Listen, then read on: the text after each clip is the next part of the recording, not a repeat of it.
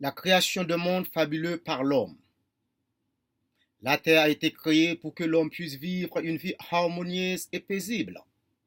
Cependant, la gourmandise, la jalousie, la trahison, l'avarice ruinent toutes les connaissances qui pourraient permettre à l'homme d'avoir une vie paradisiaque. Il est fortement difficile pour que l'homme justifie son état véritable. Il vit toujours dans le mensonge. Il est égaré dans un vaste milieu, ignorant le but de son existence. Tout est incertain pour l'homme. Il vacille entre l'ignorance et la connaissance. L'homme prouve qu'elle ne sache pas pour quelle raison elle est venue dans ce monde. Et même les raisons humaines ne sont pas suffisantes pour convaincre à l'homme l'importance de son existence sur cette terre. Il construit un monde fabuleux, plein de misère, de pièges, de tribulations, de corruption et de mensonges. Dieu a été créé l'homme comme un être raisonnable, rationnel, mais tout ce qu'il fait, pratique, est irrationnel.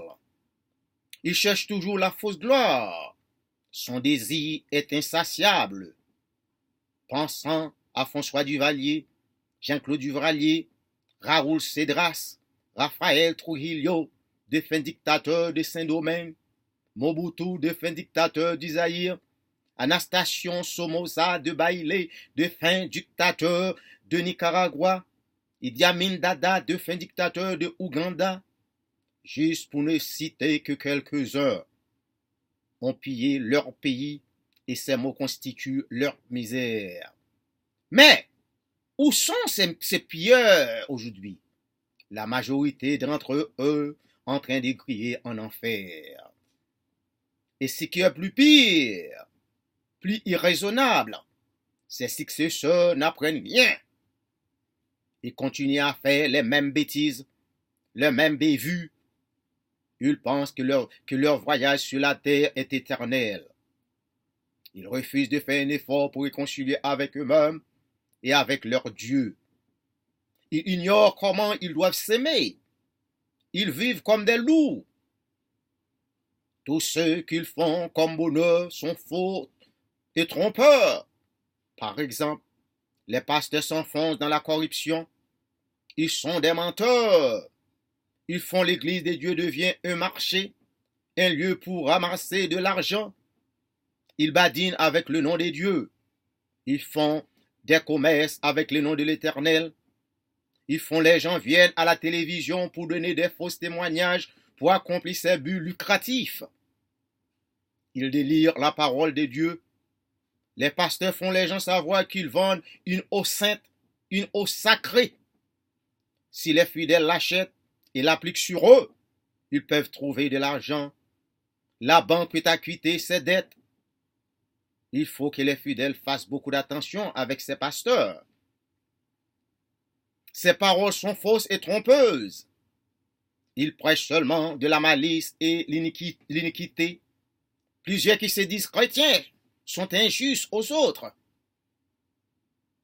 Dans leur cœur, il n'y a point de sincérité. Mes frères et sœurs, soyez prudents avec ces faux prophètes. Ils cherchent à vous ruiner. Ils vous tendent des pièges et vous n'êtes pas suffisamment intelligent, fort, pour vous épargner de ces pièges. Ils sont malins. Mes frères et sœurs, vous devez prier incessamment. Il ne faut pas cesser de demander à l'Éternel de vous protéger. Ces faux prophètes veulent vous détruire, veulent vous conduire à la géhenne. L'Éternel n'ignore pas ces gens, sont des insensés. Jérémie 4, verset 22 déclare, « Certainement, mon peuple est fou. Il ne me connaît pas. Ce sont des enfants insensés, dépourvus d'intelligence. Ils sont habiles pour faire le mal, mais ils ne savent pas faire le bien. » L'homme est incapable de justifier la raison de son être. Plusieurs disent qu'ils aiment l'Éternel, qu'ils croient en Dieu, mais ils refusent de faire sa volonté. Pour eux, donnant de l'argent à l'église, allant tous les jours à l'église, citant incessamment le nom de Dieu, sont suffisants pour entrer dans son royaume.